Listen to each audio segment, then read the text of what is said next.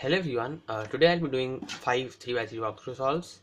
So if you don't know, I average around 15 seconds, and so definitely I can help someone struggling to beat sub 20, maybe even further. Another purpose for doing these walkthroughs is I want someone faster to see, I mean, look at the way I think while solving, and kind of critique my thought process. That would be great as well. So it basically would help both me and someone who's slower than me, and both of us will benefit. So let's start off with the first scramble. Okay, so I see this edge solved, these two, and in spite of getting the edge solved, this isn't that good of a scramble. What I would probably do here is do an F prime and bring this down, do an L2, which would uh, keep these two correct in respect to each other, and I know that my white and red edge, I mean red and orange edges are both at the back there, so I can just solve this and bring both of them down. So while I was doing this, I saw this thing at the back, but I also see this thing, so I would actually just try to do something like a keyhole. I would move this away, but oh, that's what I did wrong. I would insert this edge like that. Now I would actually just do a T2, take the edge out, solve it, and something like that. I'm not sure if I would do that in a solve. I think I would, because that is basically fun, and it does help in getting better solves. So after this, I ended up here, which was really bad. I needed to rotate for further solves. So after this I instantly see these two. I paired them up and put them in the back like that. And while I was doing M here, I saw this pair, so I would straight away go into solving this. OLL. Okay, so and it's a G bomb.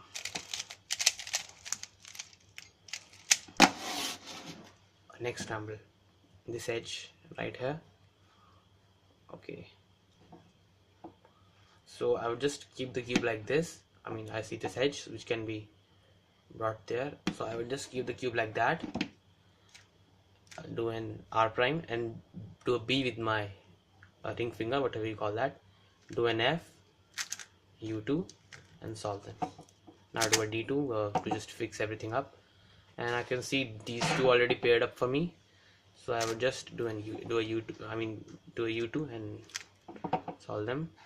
Next I see this and this red and blue edge right there. You do a U2, pair them up and solve them at the back. I'm solved it. Now I see this wedge. I'll just pair them up, and I see when I will bring this down, the green and red edge would end up here, so I can just go straight into solving them at the back and putting it here. So once I do this, I get straight into solving them at the back and just pair them up. Easy OLL, and it's an R problem. Okay, bad area. So next scramble. Okay, so I see. So what do I see? Not that good. I see this blue edge,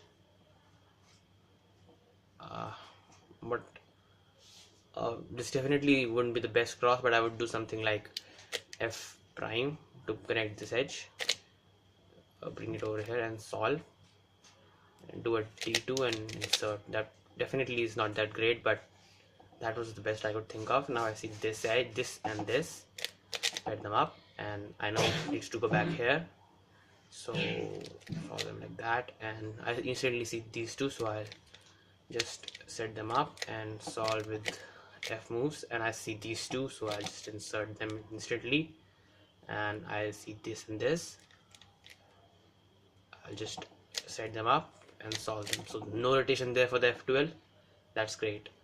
Okay, so this is just one of those very few OLLs. I guess 4 or 5, which I don't know. So I did the OLL there and I got a very nice team. Okay, so the next scramble, I instantly see this one. Okay, so seems like a good scramble.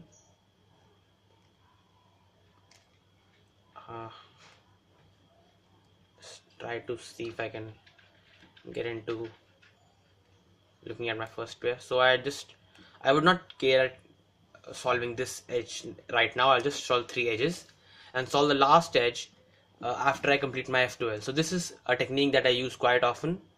I think it's quite helpful. I mean, if I see that one of the edges is not that good to solve it during the cross, I just leave it and I solve after the F12. So what I do here is just do a D2, solve this one, bring the red down, and just not bring the green down. With an F2, I'll just do an M, solve it with an with amperes.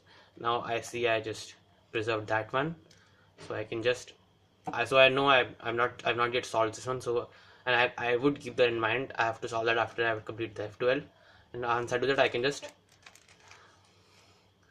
I just paired these two up, and while pairing these two, I preserve this which I had tracked before the inspection. So I just solve these two and I instantly solve this F12 pair right here. Now I see this pair and the blue and orange edge is here, which is one of the worst things that you will get while using this technique. So I won't solve that one first. I'll just solve this. And so what I would do here is now I would insert this edge, the last cross edge which was left, and just solve these two like this. Alright, so I get this MOLL on the left side, and which one is this? F1. Oops. Okay, so the last solve, not that great. Okay, so probably what I'll do here is F, which solves this, and this one's opposite. Then do a U prime, which would solve this one, and then I would do a B2, which would solve this, and I would just bring it down. So B2 solves this one right here, bring down, and okay, so I messed up this one. I should have taken care. I would just bring it back like that, and so a bad cross. So bad F12 to cross transition. Yeah, this pair and this cancel into solving them. I see these two. Do an F prime, inverse sexy on the left, and just solve these two with the F moves. Rotate. I see this pair and take them out. Solve them in the back, and just do a U2 to solve these two. I see I'm gonna get the chameleon eyes OLL, so I'll just instantly get into pairing them up, and I get a V pump. One of those worst PLLs. So yeah, these were the 5 walkthrough solves. So do tell me if these helped you, and definitely I want some suggestions from those fast people out there, things that I need to improve on my thought process, maybe cross or other things, and just tell me if this video helped you. Anyways, thanks for watching and goodbye.